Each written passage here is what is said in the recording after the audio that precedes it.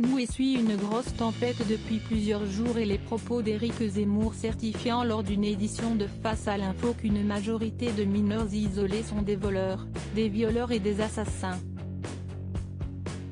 Le polémiste a certainement battu son record de plaintes simultanées puisque plusieurs départements et associations se sont prêtés main-forte pour attaquer en justice celui qui porte l'accès de la chaîne d'information.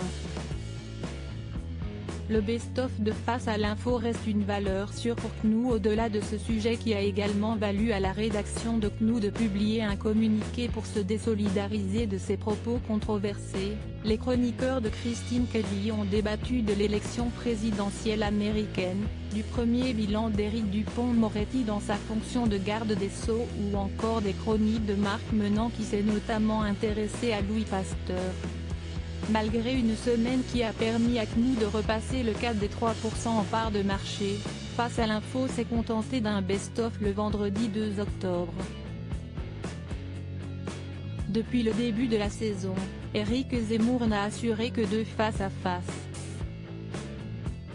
Logiquement, le canal 16 de la TNT a perdu en puissance en mobilisant une moyenne de 385 000 retardataires, soit une part de marché à hauteur de 2,1%, ce qui reste au-dessus de la moyenne journalière, 1,8%. BFM TV a triomphé le week-end. BFM TV s'est montrée 2 fois plus puissante ce vendredi en réunissant, en moyenne, 3,7% des Français devant leur petite lucarne.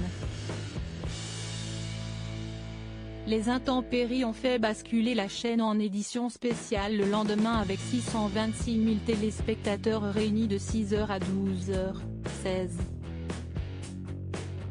1% du public et un cumul de 6,4 millions de curieux. De 10h à 12h, la chaîne d'information était au sommet des audiences avec 11,9% des 4 ans et plus.